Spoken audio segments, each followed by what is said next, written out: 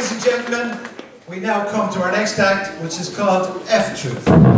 I'm taken straight off of their press release. F-Troupe are an elite group of freelance jazz historians gone wrong. Paddy Conneran is their creative director. Dan O'Shea has the power to see through lies. Stephen Clare ordained as a clerical error. And Jerry Halloran is a Bay City Rollers fan. And Grania Dodd is fond of the strawberry daiquiris. Ladies and gentlemen, please welcome on stage F-Troupe.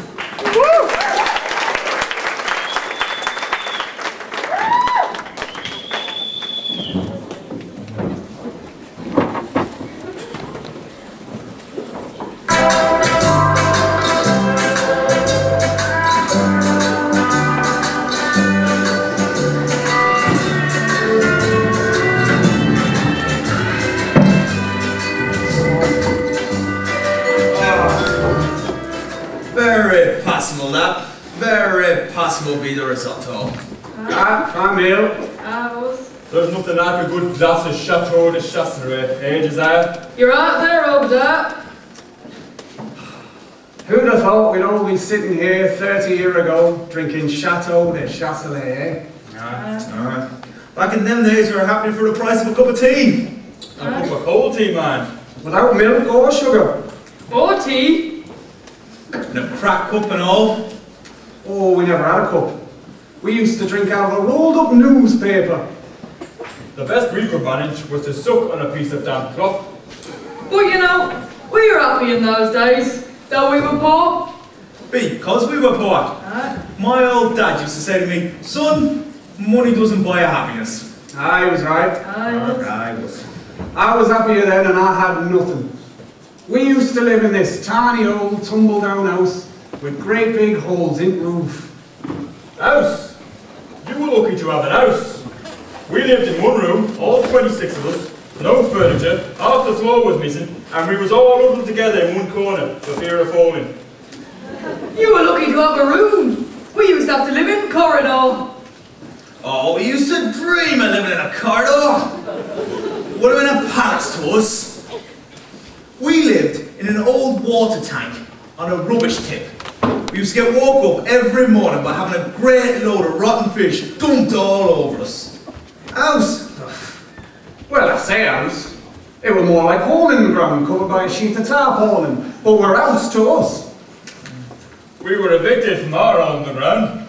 Aye, we had to go and live in the lake. You were lucky to have a lake. There were 150 of us living in shoebox in middle of road. Cardboard box? Aye. You were lucky. We lived for 3 months in a paper bag in a septic tank.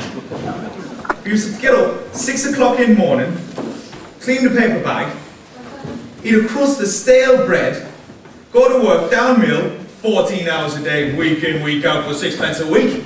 And when we got home, our dad had trashed us to sleep with his belt. Luxury. We had to get out of the lake at 6 o'clock in the morning, clean lake, eat an handful of hot gravel, work 20-hour day down mill for tuppence a month, come home, and our dad would beat us around the head and neck with a broken bottle if we were lucky. Well, of course, we had it tough.